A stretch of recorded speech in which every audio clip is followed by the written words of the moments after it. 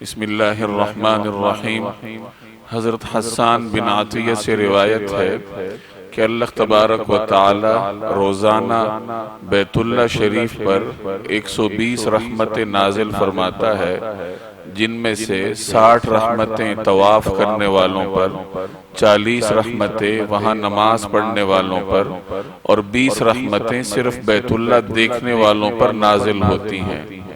امام مزروقی نے یہ روایت اخبار مکہ میں نقل فرمائی ہے۔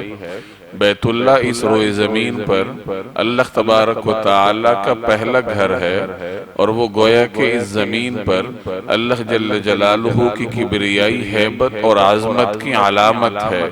اسی وجہ سے اللہ تبارک و تعالی کی جانب سے خصوصی رحمتیں ہر وقت اور ہر آن بیت اللہ پر برستی رہتی ہیں، اور وہاں موجود لوگ بھی ان رحمتوں سے فیضیاب ہوتے ہیں۔ آج جو ہم نے روایت پڑھی ہے اس سے یہ معلوم ہوتا ہے کہ اللہ تعالیٰ روزانہ 120 رحمتیں خانہ کعبہ پر نازل فرماتے ہیں۔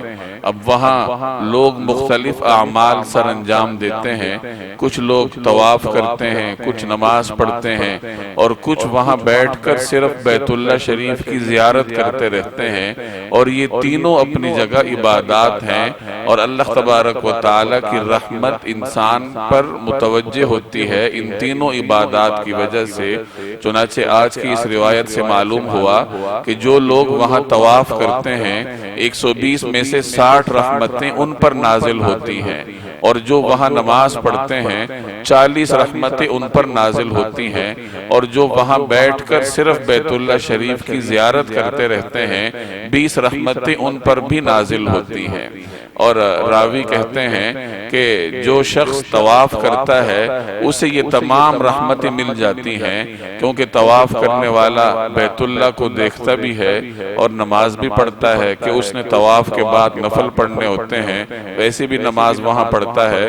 تو گویا کہ جو شخص وہاں طواف کرتا ہے تو اسے یہ 120 کی 120 رحمتیں اللہ تبارک و تعالی کی جانب سے مل جاتی ہیں۔ اللہ تبارک و تعالی مجھے اور آپ کو بھی ان رحمتوں کا مستحق بنائے۔